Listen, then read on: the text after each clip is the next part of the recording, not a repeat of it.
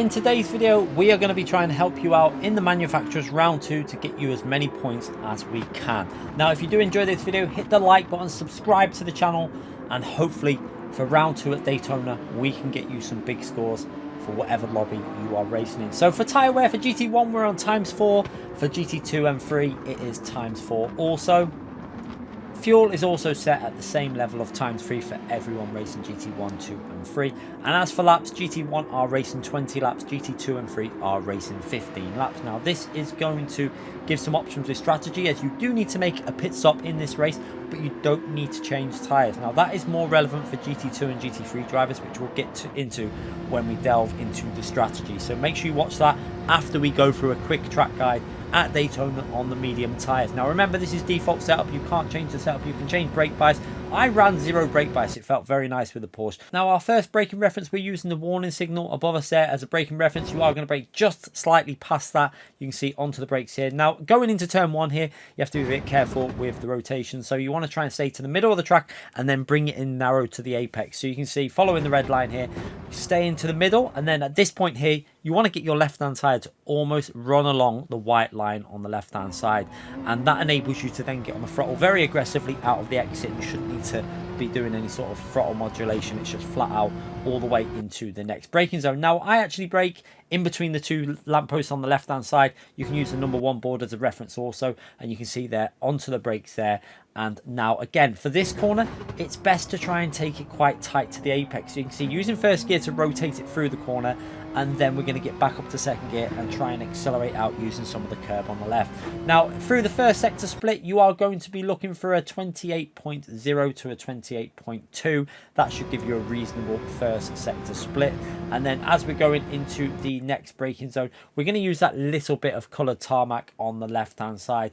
That is pretty much optimal. You can see just braking slightly past that for your braking reference. Now we're going to again try and rotate it in and stay as narrow to this apex as you can. So using the middle of the track again for your entry into the corner, and then start rotating. Again, I'm using the gears there to rotate it up to second gear and power out to use a little bit of curb on the exit. And then we're going to be looking for our next braking zone, which is as the other track layout divides there. You can see we're using the start of that as a reference, and you can see pretty much braking right at the start of that into this next left-hand corner. Now as we approach this left-hand corner, you can see we're turning in, and you want to get your left-hand tyre over the curb on the left-hand side. So you're aiming to just get it up onto that curb, and then on the throttle as aggressively as you can as you go through the second sector split there. You're aiming for a 51.9 to a 52.2 around that area for that split time. Now again, as you come through here, your split delta isn't really going to change much. Just make sure you get a reasonable run through this long left-hand corner. Try and hug the yellow line. It will actually gain you a little bit of time if you stay close to that yellow line. You can see there we go through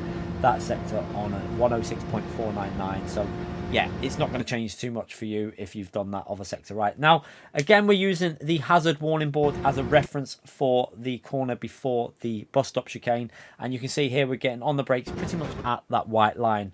And again, rotating it in here, you can use a lot of the grass on the left-hand side. So you can see left-hand tyre up onto the grass, and then your right-hand tyre needs to aim for that yellow part of the curb.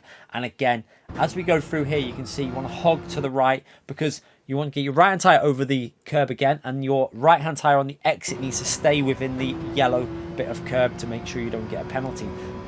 Now as we come through the next sector split there, you can see we're aiming for a 22.4 to a 22.7 to be on a reasonable lap there. So that's what you should be searching for when you're on your qualifying lap. Now hug to the left. Now a point with regards to qualifying here, if you're on a really good lap, you want to stay to the left for a really quick time, but do remember that you're going to compromise your next lap by doing so, because you will pick up slightly dirty tyres. So just remember that if you're on a really good lap, probably go for it. If not, and you want to do a second lap, might be best to stay to the right hand side of the yellow line. Now getting into the race strategy, let's try and help you out when it comes to the different strategies that are available in this combination based on GT1, 2 and 3.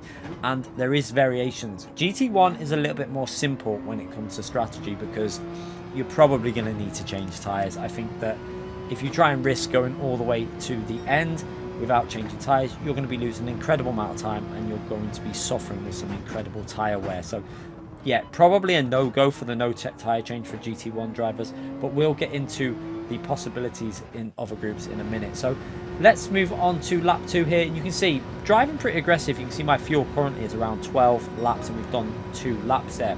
Now this is where the strategy for GT2 and GT3 will come into play, because you're probably going to be advisable to try and save a little bit of fuel while you're behind cars and go for a strategy that means you don't change fuel. Now this isn't necessarily going to be the most amazing strategy, but I think it could work for GT2 and 3 drivers. Now if you're thinking, but how do I do that? So there's multiple ways you can do that, especially when you're in a slipstream. You can use the fuel mixture when you're behind with custom slipstream. Remember, it's very strong, so you can go up to mixture 2, 3, even up to 6 at the end of the straights and save an incredible amount of fuel, and it really will gain you a lot. So you can see, for example, on this straight here, if you're really close to another car, you can go all the way up to mixture 6 before the braking zone, and then even through the corners you could be using mixture 2 because you won't actually lose a massive amount in the corners by using mixture 2, and it will save you a little bit. Now the other method of doing this is keeping it in mixture 1 and just short shifting on the straights. So obviously if you're manual gearbox, this would be an advisable way as well. If you're on automatic, you might prefer using the fuel mixture method. Now another thing that will become very relevant for GT2 and 3 drivers is the possibility of doing no fuel and a no tyre change. This is where I think you might be able to catch some people sleeping, especially if they haven't watched this video. Now let's have a little look here on lap 10. You can see my tyre wear as I'm going for a pit stop. It's around about over 50% still left, and we've done 10 laps on these tyres. So that means a no tyre change is possible for the remaining group. You can see my fuel, 4 laps. So you'd only have to do 1 lap of fuel saving really to make it without refueling. And you can see the tyre weigh is probably around 55, maybe approaching 60% on the front. So by the time you do another 5 laps, you're still going to have some front tyres, and the rear tyres, if anything, are better than the front. So this strategy, I think, is extremely important to take note of. Now, when it comes to fuel for GT1 drivers, if you're doing 10 laps and you need 10 laps to go, around about 75% of fuel should be good. It uses just over 7 litres per lap when it comes to each lap. Now, GT1 drivers, this is why I think strategy is going to be probably around anywhere from lap 7 to lap 12. You're going to see variations depending on who you're in the slipstream with, because if drivers are working together in GT1, they're just going to stay in that slipstream. You don't want to leave it really, because you just lose too much time. So you can see here as we come to the end of lap 19, we've got 1 lap pretty much left of fuel, so we've judged that fuel pretty decent. Now one thing that I did want to point out on this strategy is obviously when you pit on your second stint, you're on lower fuel when you come out, so your tyres are slightly better on that second stint, so you probably could get away with a lap 8 or 9 pit stop if you want to risk it. Now one thing you have to factor in with that is you're running higher fuel when you come out on the fresh tyres, so people that are still out on the track will be on the lower fuel. Now this was quite comical. I seen that the AI were running 1 minute 40.2s on the racing hard tyres. The AI are the massive cheats of Gran Turismo, I have to say. They massive rubber banding that goes on when you're racing the AI, but I found it quite amusing that they were going 3 seconds quicker than World Tour drivers on the hard tyres.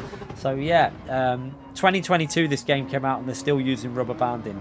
Not the greatest. Now again, on the final lap there, I had a little moment on the rear. You can see obviously we're running quite high wind conditions, but it was a factor. Now let's go through a quick summary for the strategy for GT2 and GT3 drivers. Fuel saving, no tyre change is a definite possibility. If not, if you want to play a little bit safer, pit anywhere from lap 5 to 10 plus fuel. You should make it to the end with no problems. GT1, it's a fuel save, obviously. Try and save a bit of fuel to save yourself some time in the pits. And again, pitting anywhere from lap 8 to 12. You might even see some people risking it a little bit more with different strategies, but I think that would be the most commonly seen strategy. So yeah, hopefully this video will help you get a good result. Let me know also in the comment section after you've done the race if this ends up helping you out, because it's a massive help to me knowing that these videos are helping you out. So yeah, get them comments in. I will be looking forward to hearing whether you got the win or whether you surprise people in GT2 and 3 with the strategy that we've mentioned in this video. But take care everyone, I'll be back with more videos in the future, and have a great race.